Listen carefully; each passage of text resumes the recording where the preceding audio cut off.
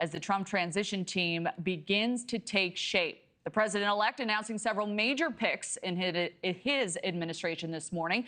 Tom Homan, the former acting director of Immigrations and Customs Enforcement, will be tasked with the southern border.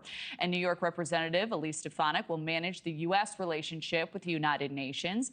And just minutes ago, the Trump team named longtime advisor Stephen Miller as the deputy chief of policy. All of these picks giving a bit of insight into what the president is aiming to do in his first 100 days and beyond.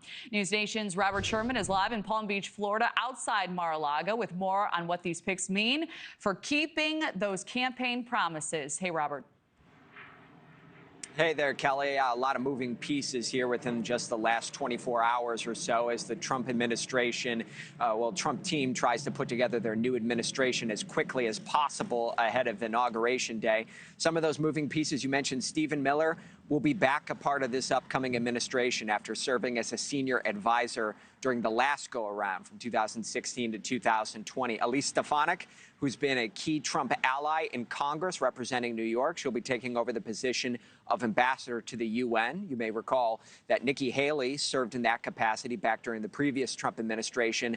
Tom Homan has been very outspoken about the border. He served as the acting director of ICE the last go-around, and you've heard him over the last few months talking about what the ideas for the Trump administration would look like should they win the election here, which they now have. This is what he said at the RNC this summer. Take a listen.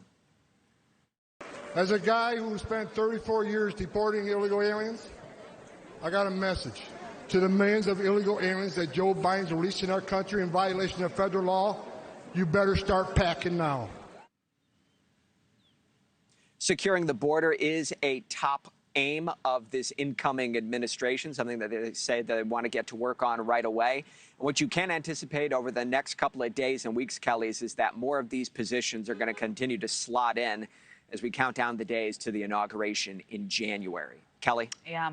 And Robert, the president-elect, also noting people who won't be in his upcoming administration. What more do we know? Yeah, he's been underscoring that here this weekend as well. Two formal announcements that he made. One is Nikki Haley, who, as we said, served as ambassador to the UN in the previous administration. The other one, Mike Pompeo, who was both director of the Central Intelligence Agency as well as Secretary of State. He made the announcement that neither one of them will be returning to this incoming administration. Nikki Haley put out a statement saying, quote, "I was proud to work with President Trump defending America at the United Nations. I wish him and all who serve great success in moving us forward to a stronger, safer America over the next 4 years." Mike Pompeo also said that he was proud to work in that previous administration and that it's time to put America first. Thanks for watching. Go to joinnn.com to find News Nation on your screen. And don't forget to click the red subscribe button below to get more of News Nation's fact-driven, unbiased coverage.